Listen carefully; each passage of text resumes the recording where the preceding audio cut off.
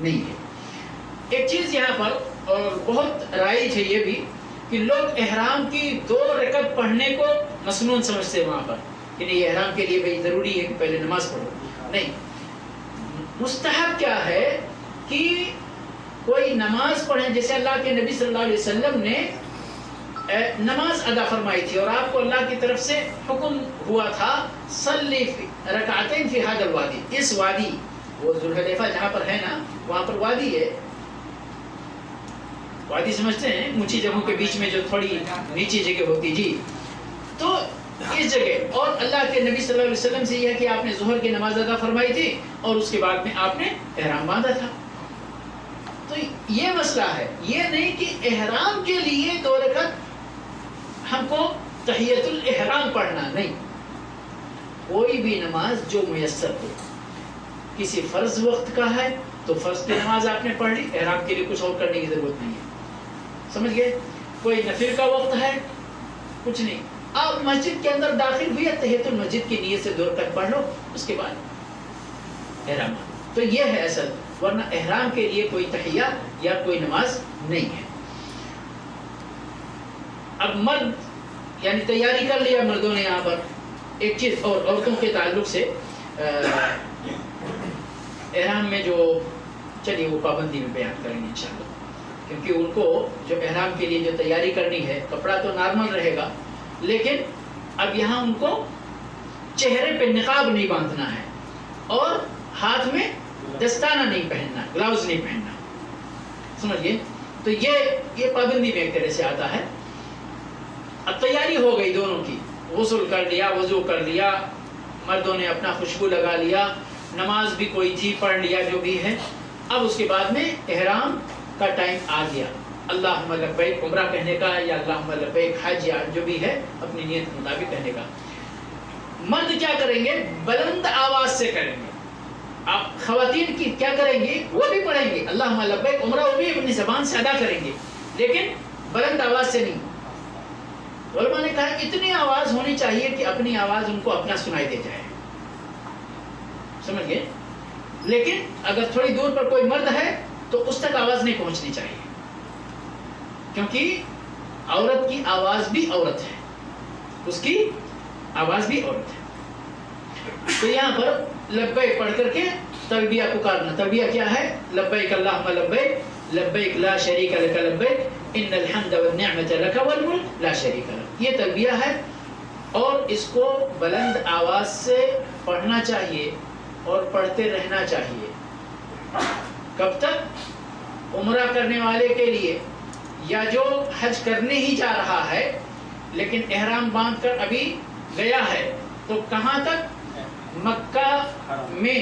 حرم میں 2 قول ہے، حرم میں داخل ہونے کے وقت سے ہی تلبیہ چھوڑ دو، اور دوسرا قول ہے کہ حجر اسود تک جب آپ پہنچ جائیں یہ ہے کہ اب ہم طواف شروع کریں گے تب بند کریں. لیکن علماء نے ابن عمر رضی اللہ تعالیٰ عنہ کے کلام کو زیادہ پسند کیا. انہوں نے کہا کہ آپ حرم میں جیسے داخل ہوتے ہیں تلبیہ بند کرتے ہیں. ابن عباس رضی اللہ تعالیٰ عنہ کا ہے کہ نہیں، جب حجر اسود پر آپ پہنچ جائیں وہاں بوسہ دیں تلبیہ بند. تو یہ ہے یہاں پر. اب یہ تلبیہ پکارتے رہنا چاہیے. اللہ کے نبی صلی اللہ علیہ وسلم کے ساتھ لاکھ سوا لاکھ صحابہ کرام نے حج کیا تھا اور سب سے لمبا جو میقات ہے وہ کہاں کا ہے؟ مدینے کا میقات ہے، 450 کلومیٹر تقریباً. ابھی تو خیر آپ 450 4 گھنٹے میں پہنچ جاتے ہیں اور تیز چلانے والے 3 گھنٹے میں پہنچا دیتے ہیں. لیکن اس وقت کا تصور کیجئے جس وقت 8 دن لگتا تھا 10 دن لگتا تھا لوگوں کو. یہ پورے راستے میں صحابہ کرام تلبیہ پکارتے ہی گئے یہاں تک کہ ان کے گلے رد گئے تھے، بیٹھ گئے تھے آواز نکالتے نکالتے نکالتے. اور ہم تو سب سے چھوٹا جو میقات یعنی چھوٹی مسافت کا میقات ہے وہ ہم لوگوں کا ہے کہ نہیں ہے؟ سیل سے 70 کلومیٹر ہے. وہ 70 کلومیٹر میں بھی جیسے 2-4 بار شروع میں کریں گے، بس میں بیٹھے تو کسی نے ذرا بلند آواز سے کر دیا تو تھوڑی دیر تک وہ رہتی ہے، اس کے بعد اس سے بات کرنے لگتے، اس سے بات کرنے لگتے، وہ موبائل پہ چیٹنگ شروع ہو جاتی یا سونا شروع ہو جاتے. نہا وہاں کے اچھا فریش ہوئے رہتے تو نیند آنے لگتی ہے. نہیں، ہاں کم سے کم وہ 1 گھنٹے کا سفر رہتا ہے، وہ مشکل تھوڑا اپنے اوپر وہ کرنا چاہیے بندے کو. بہرحال تو یہ تلبیہ ہے. اچھا بہت سارے لوگ، ایک نوٹ کرنے کی چیز ہے، جیسے ہی احرام باندھتے چادر پہنتے، وہ ایک حج کا فیشن میں اس کو کہتا ہوں. حج کا فیشن ہے کیا؟ یہ ہاتھ کھول دو تبھی حاجی لگیں گے، نہیں تو نہیں. کہاں ہم لوگ بچپن میں تھے، وہ جو یہاں سے حاجی لوگ لے کر جاتے تھے سنیما دکھانے والا، اس میں ہوتا تھا کہ جب تک حاجی کا یہ کندھا نہیں کھلا ہے جب تک مزہ نہیں آتا تھا حاجیوں کو دیکھنے میں. تو حاجی خود کو بھی محسوس کرتے کہ نہیں جب تک ہم یہ کندھا نہیں کھولیں گے تب تک ہم حاجی نہیں لگیں گے. تو جیسے ہی ادھر احرام باندھتے کندھا کھول لیتے. نہیں یہاں ابھی ضرورت نہیں ہے کندھا کھولنے کی، میں بتاؤں گا انشاءاللہ جہاں کندھا کھولنے کی ضرورت ہے. مکہ پہنچ کر جب آپ کو پہلا طواف کرنا اس وقت کندھا کھولنا بس. جی اس کو اتباع بولتے ہیں. ایک بہت بڑی سنت لوگوں کو دھیان رکھنا چاہیے. بہرحال دھیان رکھنے کی چیز ہے، لیکن بولنے کا تو انسان بھول ہی جاتا ہے. کبھی کبھی ہم بھی بھول جاتے ہیں، کبھی کبھی چاہتے ہیں پہلے یاد رہتا ہے وہاں پر بھول جاتے ہیں. لیکن یاد رکھنا چاہیے سب کو. وہ کیا، انسان مستقبل کے بارے میں اس کو معلوم نہیں ہے نا، تو سیف سائڈ وہاں پر کیا ہے کہ جب آپ احرام باندھیں تو اسی وقت اللہ کے ساتھ شرط لگا لیں. اگر سب کچھ نارمل ہے تو اتنا ضرورت نہیں، لیکن ذرہ برابر بھی آپ کو کچھ خدشہ ہے کہ مجھے کچھ رکاوٹ آ سکتی ہے، خاص طور پہ جو بغیر تصریح کے حج کرتے ہیں ان کو تو پورا ہی پورا خطرہ رہتا ہے. تو ان کو تو یہ کام ضرور کرنا چاہیے. کیا ہے؟ شرط لگانا. اللہ سے یہ شرط لگاتا ہے حاجی یا عمرہ کرنے والا کہ اے اللہ میں آ تو رہا ہوں حج کی ادائیگی کے لیے تیرے دربار میں، لیکن اگر کسی رکاوٹ نے مجھے روک لیا تو اللہ مجھے معاف کرنا، میں وہیں پہ حلال ہو جاؤں گا. تو اس کا فائدہ بہت بڑا فائدہ ہے. بہت بڑا فائدہ یہ ہے کہ بندے کو پھر تاوان نہیں دینا پڑتا، اس کو کوئی دم نہیں اس کے اوپر آتا ہے. سمجھئے کیا ہے؟ اللہم فَإِنْ حَبَسَنِي حَابِسٌ فَمَحِلِّ حَيْثُ حَبَسْتَنِي. اے اللہ اگر کسی روکنے والے نے ہمیں روک لیا تو میں اسی جگہ حلال ہو جاؤں گا جہاں وہ روکنے والا مجھے روکے گا. تو جس جگہ آپ کو پولیس والا پکڑ لے، وہ پکڑ کر تو بہت سارے پہلے ہی کام کرتے، احرام کھولو، کھولتے احرام، آپ کے اوپر کوئی مسئلہ نہیں ہے. سمجھ گئے؟ بہرحال میں یہ رائج نہیں کر رہا ہوں کہ بغیر تصریح کے آپ حج کرنے جائیں، لیکن بتا رہا ہوں کنڈیشن. جی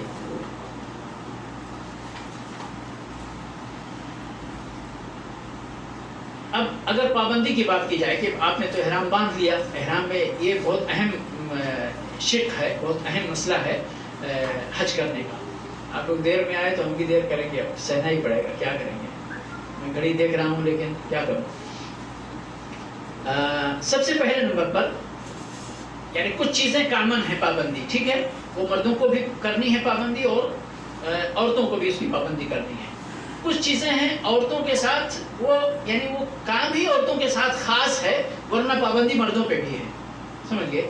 پہلا کامن چیز جو ہم بیان کرنے کے لیے کر سکتے ہیں وہ بغیر کسی عذر کے بال کاٹنا، ناخون کاٹنا، ٹھیک ہے، یہ سارے نہ مرد کر سکتا ہے اور نہ عورت.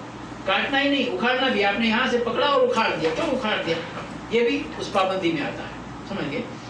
تو بغیر کسی مسئلے کے، کیونکہ اللہ رب العالمین نے فرمایا کہ نہیں، اب آپ کو احرام باندھ لیا تو اسی وقت جا کر آپ کو، جب آپ عمرے سے یا حج سے فارغ ہو جائیں گے، وَلَا تَحْلِقُوا رُؤُوسَكُمْ، اپنے سروں کو مڈاؤ نہیں، حَتَّى يَبْلُغَ الْهَدْيُ مَحِلَّهُ، یہاں تک کہ قربانی اپنی جگہ پہنچ جائے، پھر جا کر آپ کو کرنا ہے حج یا عمرے سے فارغ ہونے کے بعد. اسی طرح ناخن کی بات ہو گئی. خوشبو اسی کے ساتھ ہے، دونوں کو خوشبو لگانا درست نہیں ہے. اور چوتھی بات شکار کرنا. شکار کرنا اب وہ کسی بھی چیز، چاہے ایک چڑیے کا شکار ہو اور چاہے خرگوش کا ہو اور چاہے نیل گائے اور ہرن کا ہو، کوئی بھی چھوٹا بڑا شکار، کوئی بھی شکار آپ حالت احرام میں نہیں کر سکتے، چاہے مرد ہو چاہے عورت. اسی طرح دیکھیے یہ عبادت جو ہے نا، یہ عبادت اور عبادت کے وقت للہیت اور خشوع خضوع اور دل اور دماغ کی طہارت میں خلل ڈالنے والا خواہشات کے تعلق سے مباح کام بھی آپ نہیں کر سکتے ہیں اس حالت میں. دیکھیے شادی میں بہت سارے مرحلے ہوتے ہیں نا. پیغام دینا شادی کا پہلا مرحلہ ہوتا ہے, ٹھیک ہے, اور ہم بستری آخری مرحلہ ہوتا ہے. بیچ میں بہت سارے مراحل. یہ سارے مراحل حج کے دوران احرام کی حالت میں ممنوع ہیں. سارے مراحل. نہ پیغام دے سکتے, نہ نکاح پڑھا سکتے, نہ اپنا نکاح پڑھوا سکتے, نہ دوسرے کا پڑھا سکتے. یعنی کہ آپ احرام کی حالت میں ہیں اور ایک بندہ ادھر حلال ہے, حج نہیں کر رہا ہے, وہ احرام کی حالت میں نہیں ہے, وہ آپ سے درخواست کر کے آپ ذرا نکاح پڑھا دیں, نہیں پڑھا سکتے. سمجھ گئے؟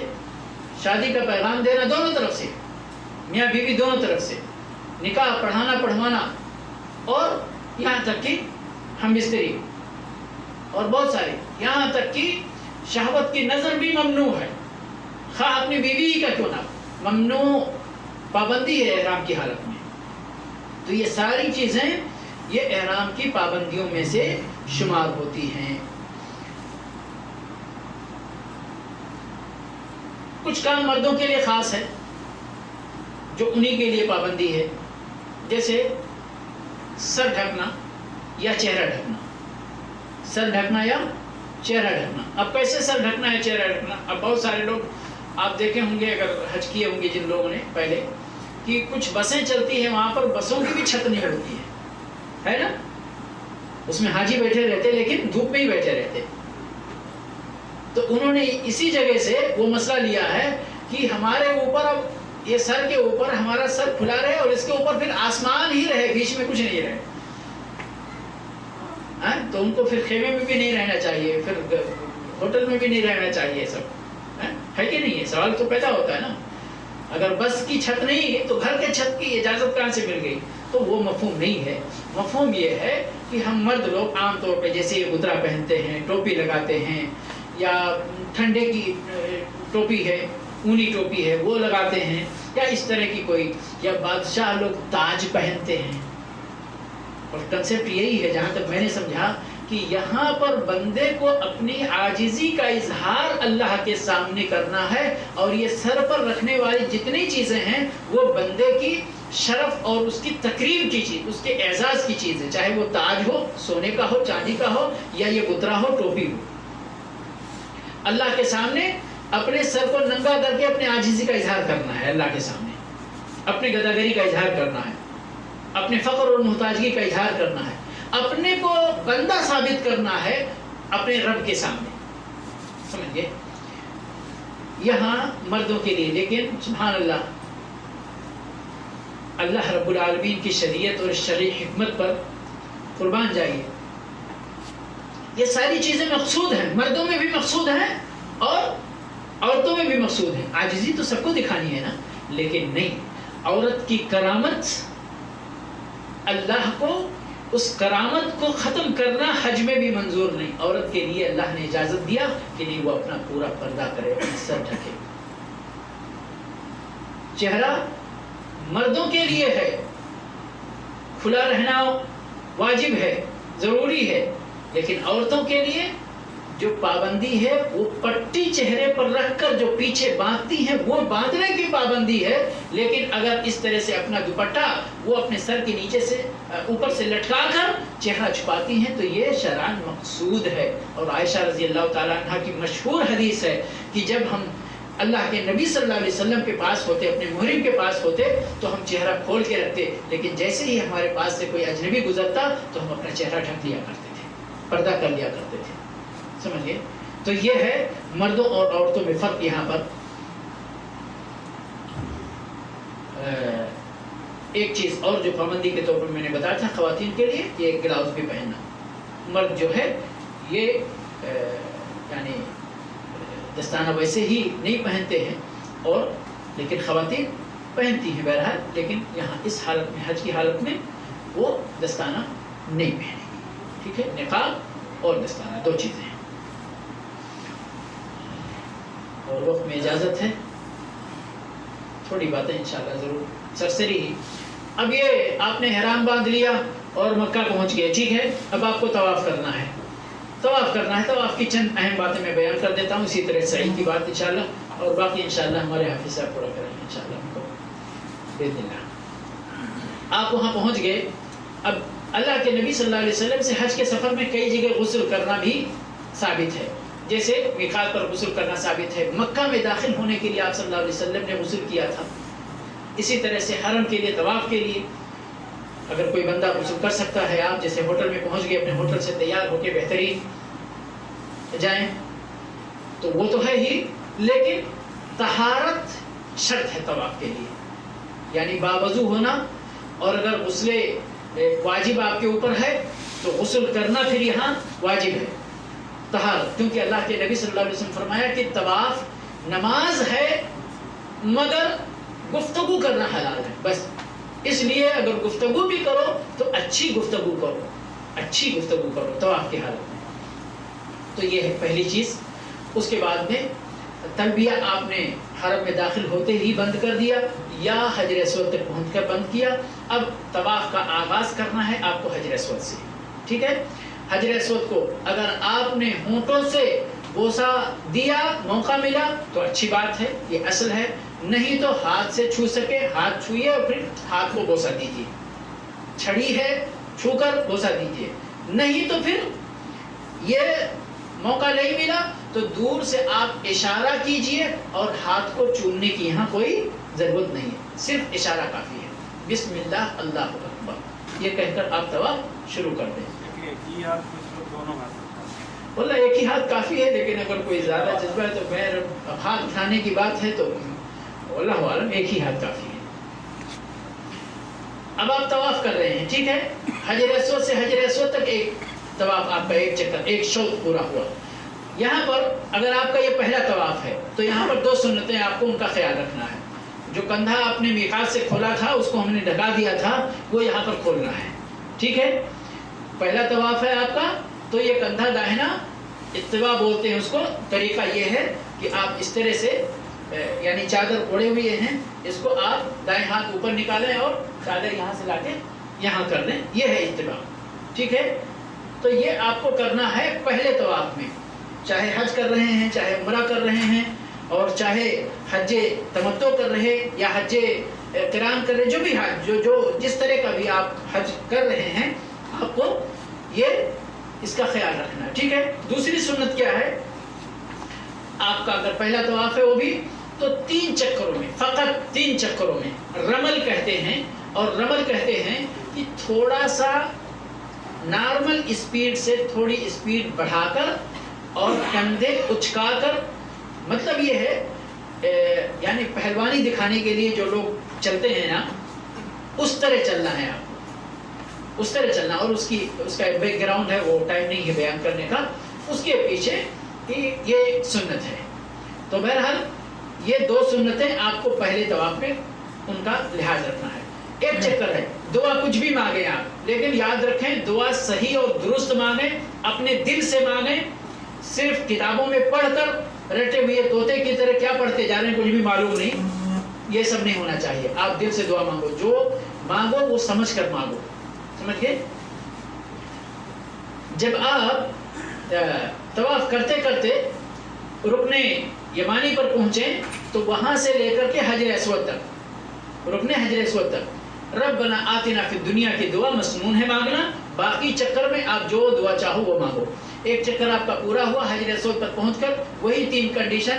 آپ کو ہونٹوں سے موقع ملتا ہے تو چومنا ہے, ہاتھ چھو کر چومنا ہے, چھڑی سے چھو کر چومنا ہے, ورنہ اشارہ کرنا ہے بسم اللہ اللہ اکبر اور آگے بڑھنا ہے. اسی طرح 7 چکر آپ نے پورے کر لیے. 7 چکر پورے کرنے کے بعد 2 رکعت یہ رکعت طواف آپ کو ادا کرنا ہے. اس کے لیے مقام ابراہیم اصل ہے, لیکن پورے حرم کے اندر جدھر آپ کو پرسکون موقع ملے ادھر آپ نماز پڑھو. اس چکر میں کہ ہم کو مقام ابراہیم پر ہی پڑھنا ہے, نہ بھیڑ پیدا کرو اور نہ بھیڑ کی اذیت برداشت کرو, الگ ہو جاؤ, سکون سے نماز پڑھو. نماز پڑھ لیا آپ نے. زمزم پینا اس وقت مسنون ہے, بعد میں موقع ملا تو اچھی بات ہے, نہیں موقع ملا تو یہ بھی کوئی صرف یہ استحباب کی بات ہے. اور پھر زمزم پینے کے بعد ایک بار پھر اللہ کے نبی صلی اللہ علیہ وسلم, کیونکہ کیسا ہے معاملہ, یہاں پہ خانہ کعبہ ہے, زمزم کا کنواں یہاں ہے, صفا کی پہاڑی جو ہے وہ یہاں ہے، سمجھ گئے؟ تو آپ صلی اللہ علیہ وسلم نے کعبہ سے یعنی طواف سے آپ فارغ ہوئے، مقام ابراہیم پر نماز پڑھی، یہاں پر آ کے آپ نے زمزم پیا، زمزم پینے کے بعد آپ صفا کی طرف جا رہے تھے، تو جانے سے پہلے آپ نے حجر اسود کی طرف آ کر یہاں بھی بوسہ دیا، ٹھیک ہے؟ اور پھر اس کے بعد آپ پہاڑی پر گئے۔ اب یہ طواف ختم ہو گیا، آپ کا سعی کا نمبر آ گیا ہے۔ سعی کے لیے اللہ کے نبی صلی اللہ علیہ وسلم نے فرمایا کہ ابدأ بما بدأ اللہ، میں بھی اسی پہاڑی سے شروع کرتا ہوں جس کا ذکر اللہ نے پہلے کیا ہے۔ کس کا ذکر پہلے کیا؟ آیت آپ ڈھونڈیں گے تو ان الصفا والمروة من شعائر اللہ فمن حج البیت او اعتمر فلا جناح علیہ ان یطوف بہما ومن تطوع خیرا فإن اللہ شاکر علیم۔ یہ آیت ہے، سب سے پہلے ذکر ہے صفا کا، تو اور اللہ کے نبی صلی اللہ علیہ وسلم نے سعی کا آغاز صفا سے کیا۔ جاتے ہوئے یہ آیت پڑھی اور یہ حدیث آپ نے بیان فرمائی۔ کہاں تک چڑھنا ہے آپ کو؟ وہاں تک چڑھنا، ابھی تو چڑھنے کا اتنا سوال نہیں ہے، لیکن اس وقت کی بات میں بتا رہا ہوں کہ جہاں سے آپ کو خانہ کعبہ نظر آنے لگے۔ ابھی بھی کہیں کہیں بعض اینگل سے مل جاتا ہے خانہ کعبہ دیکھنے کو، لیکن یہ ضروری نہیں ہے کہ آپ اس کے پیچھے وہاں پر بھیڑ ہی پیدا کرو، نہیں۔ ابھی حج کے تمام کاموں میں بھیڑ سے اور دوسروں کو اذیت دینے سے بچنا ہے، بھلے ہی اس کے لیے آپ کو سنت چھوٹ جائے، وہاں پر جانا ہے، لیکن ہمیں بیان کرنا ضروری ہے تاکہ آپ سمجھ سکیں۔ بس عمل کرنے کے وقت سنت چھوٹ جائے لیکن آپ کسی کو اپنی دھکا دھکی سے تکلیف نہ دیں۔ خاص طور پر خواتین کو ان چیزوں کا بہت ہی خیال رکھنا ہے، اور اگر آپ کے ساتھ خواتین ہیں تو آپ کو ان کا خیال رکھنا ہے۔ وہاں چڑھنا ہے، کعبہ نظر آ جائے، کعبہ کی طرف رخ کرنا ہے، اور لا الہ الا اللہ وحدہ لا شریک لہ لہ الملک ولہ الحمد یحیی ویمیت وہو علی کل شیء قدیر، یہ دعا پڑھنا ہے۔ اس کے ساتھ لا الہ الا اللہ وحدہ انجز وعدہ ونصر عبدہ وہزم الاحزاب وحدہ، یہ دونوں دعائیں تین بار پڑھنا مسنون ہے۔ اس کے علاوہ کچھ بھی آپ کو مسنون دعائیں یاد ہیں، اپنے تمنا کی دعا یاد ہے تو آپ کر سکتے ہیں۔ ابھی تو پولیس والے اتنا بھی نہیں پڑھنے دیتے، موقع ہوتا تو اس سے بھی پہلے بتاتے ہیں، آپ بھاگ جاؤ، کوئی بات نہیں ہے انشاءاللہ، وہ یعنی مصلحت عامہ کے لیے وہ بھی کر رہے ہیں، سمجھیے۔ تو اتنا پڑھنے کے بعد یہ جو بھی آپ کو دعا، اس کے بعد آپ مروہ کے لیے چلو۔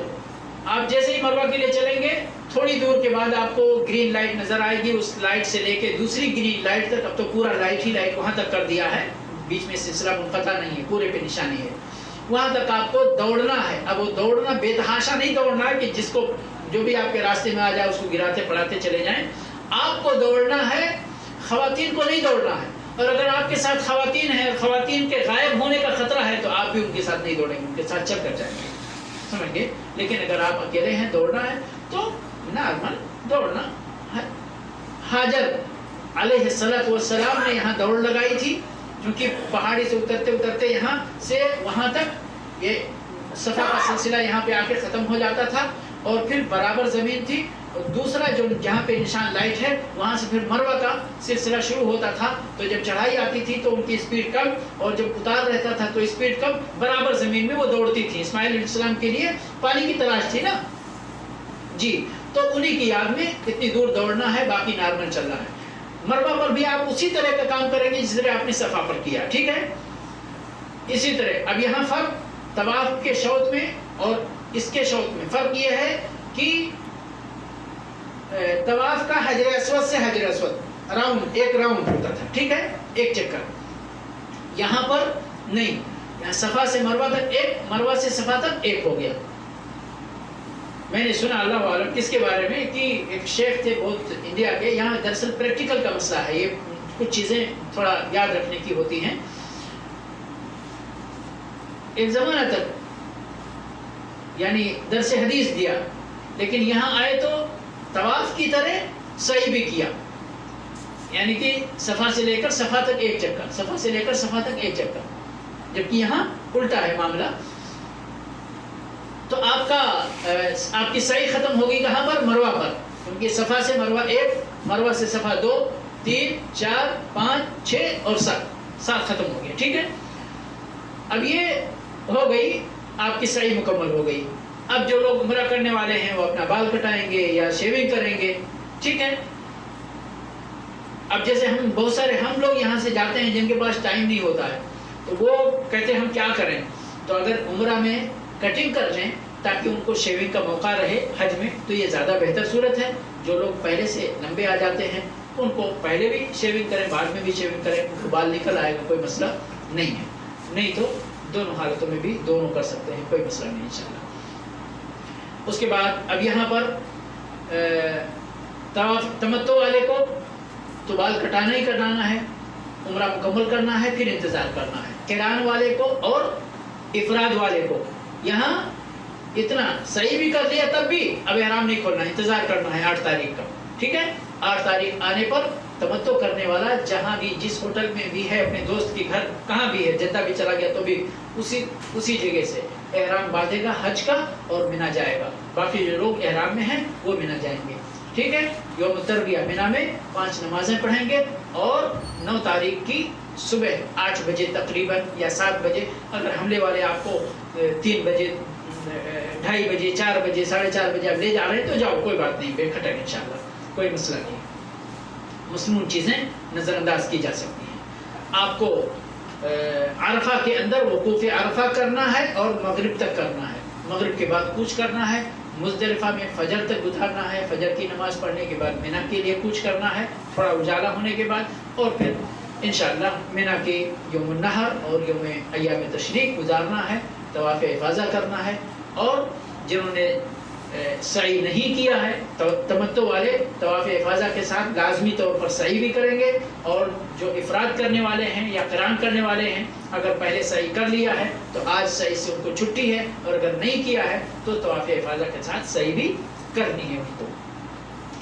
ہاں، یہ کام طواف افاضہ کا چاہو تو یوم النحر کو کریں، چاہیں تو ایام تشریق میں جس دن آپ کو میسر ہو اس دن کریں، حتیٰ کہ اگر آپ کو 13ویں تاریخ کو میسر ہوتا کہ ہم اکٹھا ہی چلیں گے، جب مینا سے کوچ کریں گے تب جا کر ادھر کریں گے، یا جس دن ہم جانے لگیں گے اس دن، یعنی اب 13 تاریخ کو ہم جیسے لوگ بہت سارے آتے بھی ہیں نا وہاں سے، تو آپ طواف وداع اور طواف افاضہ کی نیت سے ایک ہی طواف کرو، آپ کے لیے کافی ہوگا اور آپ چلتے بنیں۔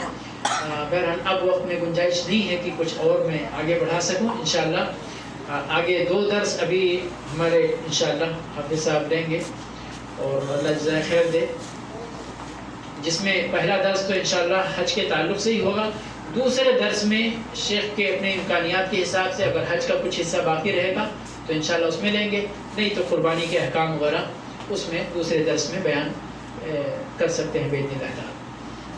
اللہ رب العالمین سے دعا ہے کہ پروردگار ہمیں توفیق عطا فرمائے کہ ہم اپنے دین کی صحیح باتیں صحیح ڈھنگ سے سیکھیں اور اس پر عمل کریں۔